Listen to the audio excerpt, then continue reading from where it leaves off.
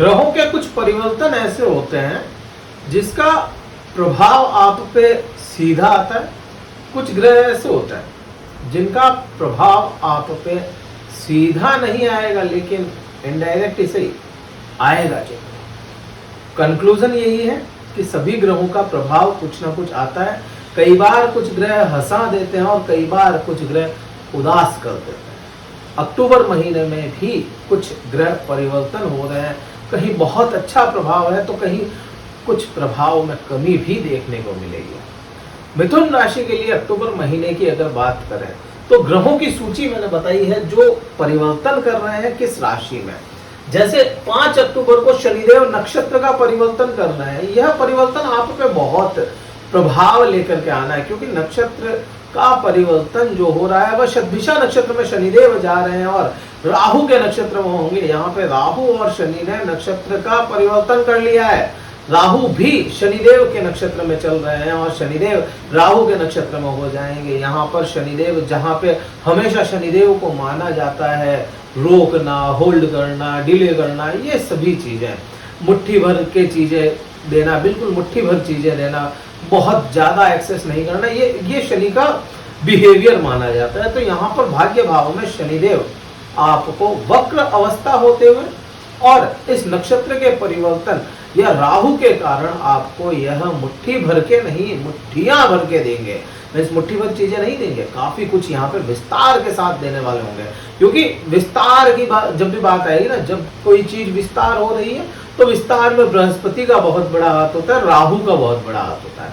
तो यहाँ पर नो डाउट भाग्य से जुड़े यहाँ पे शनिदेव होता है और आपके लिए तो कारक ग्रह भी है शनिदेव, आपके लिए भाग्य भाव के स्वामी है। इस वजह से यहाँ पे वक्र अवस्था होते हुए भी अक्टूबर महीने में यह 5 अक्टूबर के बाद में शनिदेव काफी कुछ आपको प्रभाव देते हुए नजर आएंगे और भाग्य का साथ दिलाते हुए नजर आएंगे। अब यहाँ पे इसके लिए शनि के लिए डेडिकेटेड एक वीडियो लेकर के आएंगे हम कि नक्षत्र परिवर्तन आपके लिए क्या लेकर के आएंगे। इससे पहले शनि के लिए शनि की ही वीडियो हम लेकर के आए मिथुन राशि के लिए कि कैसे आप अपने भाग्य को प्रज्वलित कर सकते हैं या भाग्य की चाबी कहाँ छुपी है। वो पूरा आप देखेंगे ना, बहुत क्लियर समझ में आएगा कि भाई भाग्य क्यों साथ नहीं देता आपका। अब अगला जो परिवर्तन होगा वह 9 अक्टूबर को बृहस्पति ग्रह का वक्र अवस्था में चला जाना। वक्र अवस्था में बृहस्पति अपने बुरे प्रभावों को छोड़ रहे हैं, या कहूं कि प्रभावों को कम करके अपने प्रभावों को बांट देंगे। वक्र अवस्था का मतलब क्या होता है? उल्टा या पीछे की तरफ। तो यहाँ पर बृहस्पति जहां आपके 12वें भाव में स्थापित है, वहां से 11वें भाव में भी विस्तार लेकर के आएंगे। 11वां भाव लाभ भाव है, जहां भाग्य भाव का स्वामी देख रहा है अपनी अवस्थाओं से, अच्छी अवस्थाओं से, या राहु का साथ मिलकर के शनिदेव आपके देख रहा है लाभ भाव को, तो ये लाभ दिलाने का काम करेंगे। वहीं से अगर देखा जाए, वहीं से तो बृहस्पति भी वक्र अवस्था में 11वें भाव पे आपके ऊपर प्रभाव लेकर के आएंगे और इसका लाभ पे सीधा असर पड़ेगा। यहाँ पे कुछ खुशियां मिलती हुई नजर आती है इन दोनों ही चीजों से। लेकिन इसी ग्रह को देखते हुए 11वें भाव को देखें तो 11वें भाव का जो स्वामी होता है, 11वें भाव का स्वामी आपके लिए मंगल ग्रह बन जाता है। मेष राशि मंगल के अधीन आती है और मंगल ग्रह जो है आपके 6ठे भाव का भी स्वामी होता है, मतलब शत्रु ग्रही हो जाता है। शत्रु ग्रही होने के कारण यहाँ पे अब वो अपनी कौन सी अवस्था में चला जाएगा, वहां से प्रभाव देना पड़ेगा उसको। तो यह जो मंगल है 20 तारीख को अपनी निम्न अवस्था, अपनी नीच की अवस्था में चला जाएगा। तो यहाँ पर मंगल हो जाएंगे अपनी नीच की अवस्था में, मंगल अपनी नीच की अवस्था में होंगे। इससे पहले गलती से 7वें भाव में लिखा था, लेकिन हाँ अभी उसको ठीक कर दिया गया है। तो मंगल अपनी कर्क राशि में निम्न अवस्था में होंगे। अब यहाँ पे लाभ तो दिला रहे हैं, लेकिन दिक्कत क्या है? क्या मंगल प्रभाव लाएगा या क्या बुरे कर सकता है? मंगल यहाँ पे आप देखेंगे तो आपका जो संचित होना धन है, यहाँ पे तो आपने ना आपने कमाई है, जो चीजें कमाई है, जो लाभ लिया है, उसकी बात है। लाभ तो दिला रहा है, लाभ तो मिल रहा है ना आपको शनि से या गुरु से, लेकिन मंगल है ना लाभ को टिकने नहीं दे। लाभ को इकट्ठा करके आप द्वितीय भाव में रखते हैं, हमेशा द्वितीय भाव से अपन है ना धन को संचय करते हैं, तो धन संचित ना होने दे। अभी इसी मंगल को प्रभाव दूसरे कौन से हाउस के मिले हैं, इसी मंगल को छठे भाव के प्रभाव मिले, रोग ऋण शत्रु यहाँ पे मिले ना, तो दुर्घटनाएं यहाँ पे मिले, तो रोगों के अंदर ऋण के अंदर पैसा आपका लाभ फंसा सकता है। ये दिक्कत यहाँ पे आ जाती है, यहाँ पे खुशी मिल रही है, लेकिन इन दो हाउसेस से आपको परेशानियां देखने को मिल सकती है। इसलिए मैंने कहा था एक आंख हंसाती है और एक आंख रुलाती भी है, तो यहाँ पे यही चीज आपको समझ में आनी चाहिए। अब मंगल को कैसे ठीक करोगे वो मैं आगे आपको बता दूंगा। तो यहाँ पे इसका ये प्रभाव होगा।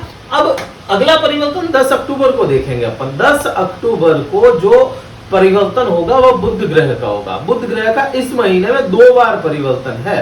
बुध ग्रह का 29 अक्टूबर को भी होगा और यहाँ पे 10 अक्टूबर को होगा। 10 अक्टूबर को बुध ग्रह जो होंगे तुला राशि में परिवर्तन करेंगे।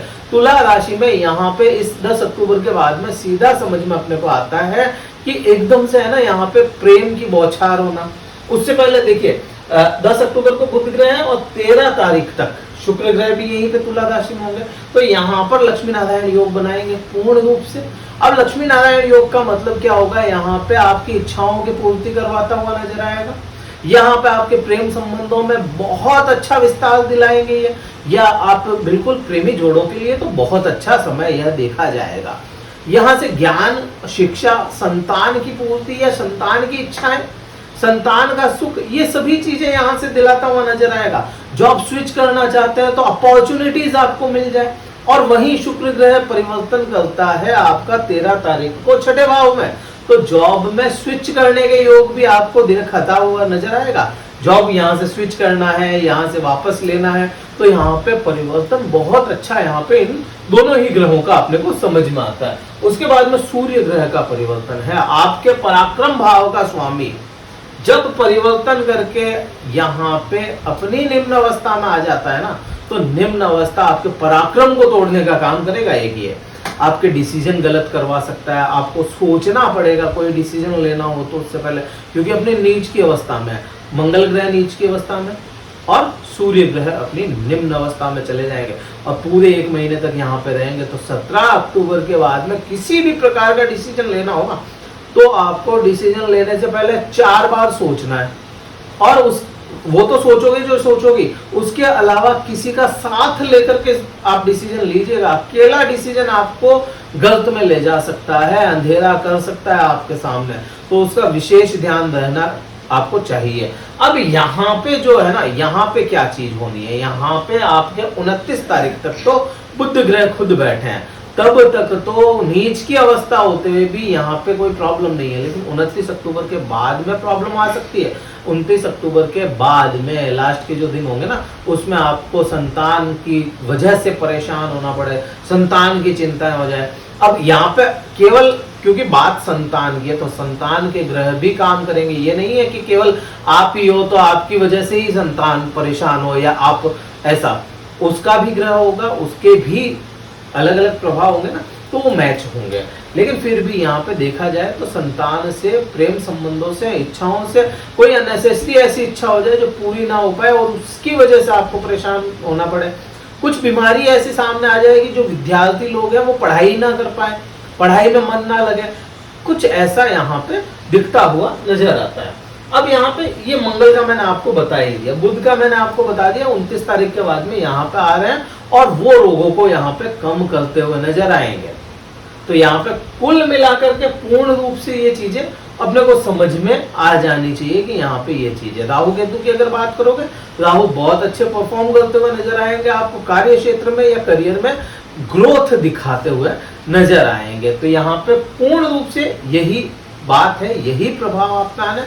अक्टूबर महीने में उपाय क्या करेंगे, देखिए सूर्य और मंगल दोनों ही नीच के हो रहे हैं। इस समय में अपने सर को ढक करके चलें, क्योंकि ये निम्न अवस्था जो है इसका प्रभाव आप पे, जब भी सूर्य नीच के होते हैं, अपनी अवस्थाओं में अच्छे नहीं होते, तो उसके सूर्य की रेस जो है ना वो आपके सीधे सिर पे ना आए, तो सूर्य यहाँ पे सिर को ढक करके चलना है। ये एक तो मेन तो यही हो जाएगा।